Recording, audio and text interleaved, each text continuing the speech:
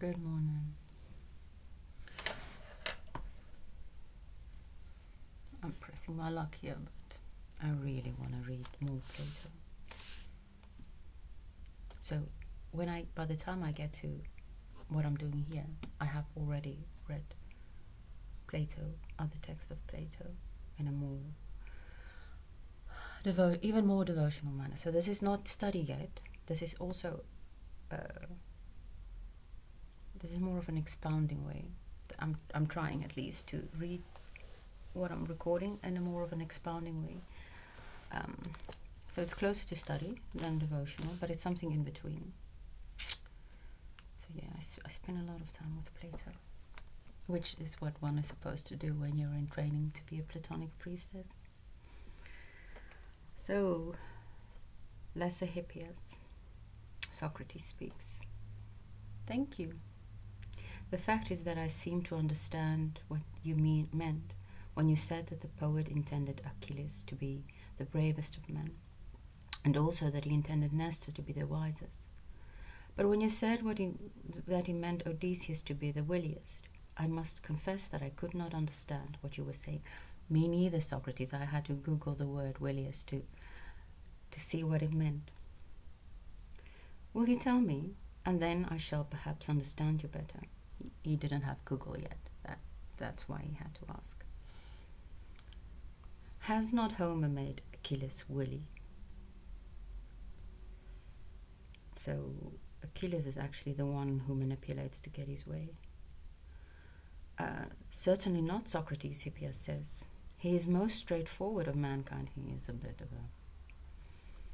And when Homer introduces them talking with one another in the passage called the Prayers, Achilles is supposed by the poet to say to Odysseus.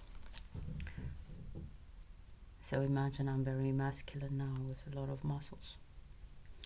Son of Latus, sprung from heaven, crafty Odysseus, I will speak out plainly the words which I intend to carry out in act, and which will, I believe, be accomplished. For I hate him like the gates of death, who thinks one thing and says another. That's a very good thing to hate. And I will speak that which shall be accomplished. It's not a bad attitude. I will speak out plainly the word which I intend to carry out in act, and which will, I believe, be accomplished. For I hate him like the gates of death, who thinks one thing and says another. But I will speak that which shall be accomplished. Now in these verses he clearly indicates the character of the two men. He shows Achilles to be a true and simple, and Odysseus to be willy and false. Why is poor Odysseus willy and false? For he supposes Achilles to be addressing Odysseus in these lines. That doesn't mean that Odysseus does not also comply with these rules. Now, Hippias, Socrates says, I think that I understand your meaning. When you say that Odysseus is willy, you clearly mean that he is false. Hippias, exactly so, Socrates. It is the character of Odysseus as he is represented by Homer in many passages of both the Iliad and the Odyssey. So, what they seem to be doing here is some sort of literary analysis of characters, which is actually a pretty interesting way to develop your own character.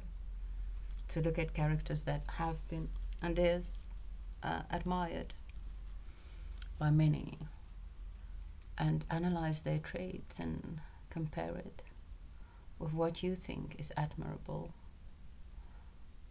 and what you then would want to incorporate in your own character.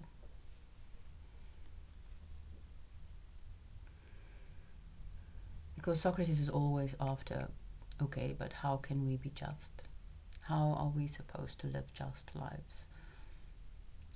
The best life possible. What is the best way to live possible for a human being, so that they might be justice? And Agathon could. Agathon is the name of the character whose name is based on the word for the good.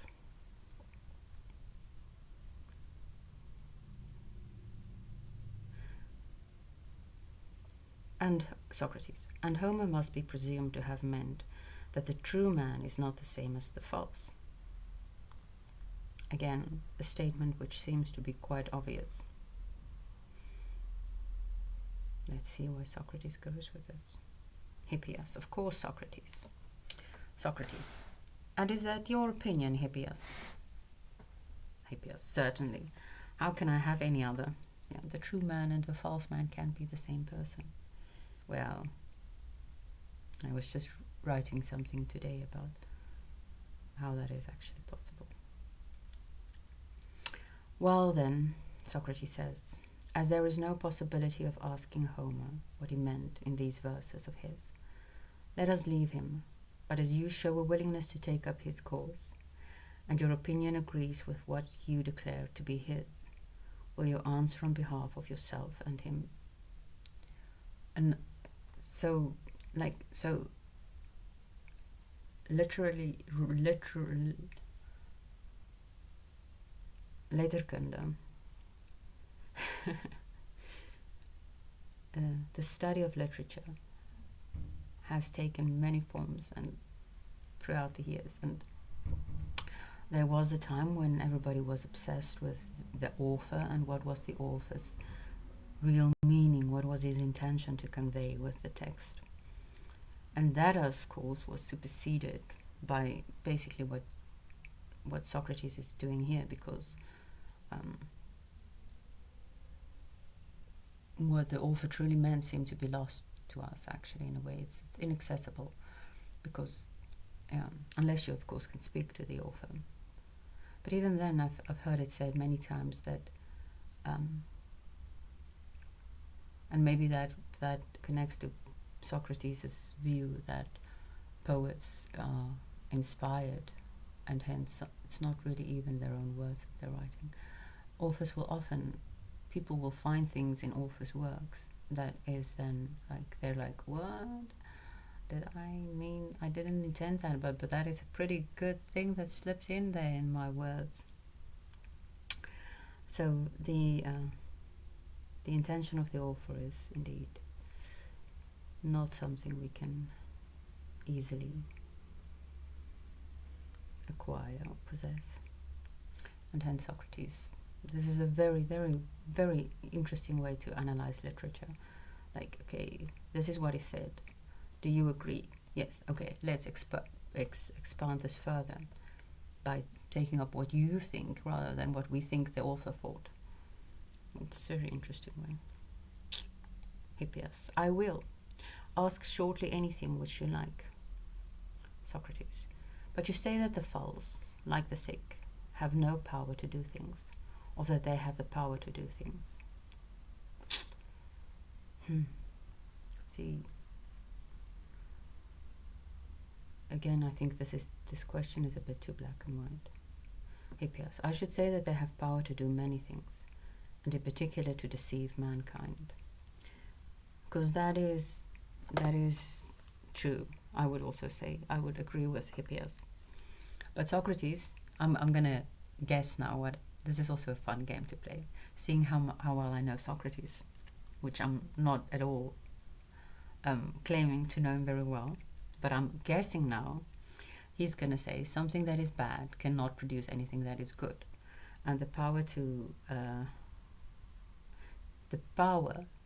do things, but power in itself is a good, so you cannot attain the good by something bad. Maybe I can't remember the specific dialogue, so I'm now very kind of worried that I'm completely wrong, but then I learn.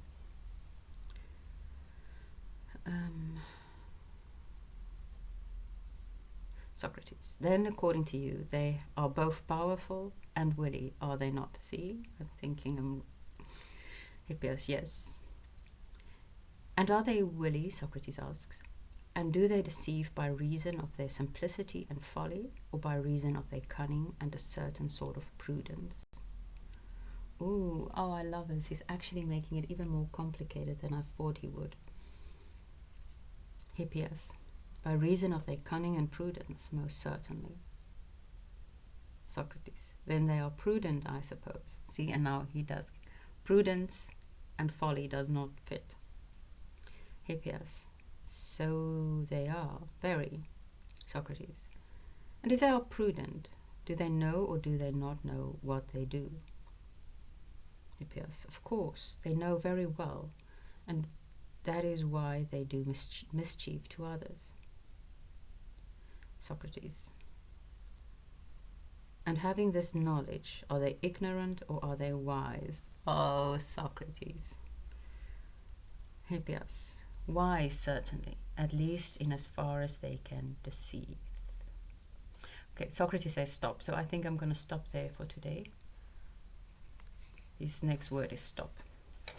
And I'm going to stop and have a look at this word, the word that they use is for wise. If it's sophos or if it's actually something to do with knowledge, because he's comparing it here with knowledge. Do they have knowledge? Are they ignorant or are they wise? So I'm wondering if this wisdom is something to do with having knowledge, or if this is the sophos, which is more to do with being just. I'm not sure, but it's more a way of being sophos than having knowledge. So let me see. Okay, have a beautiful day.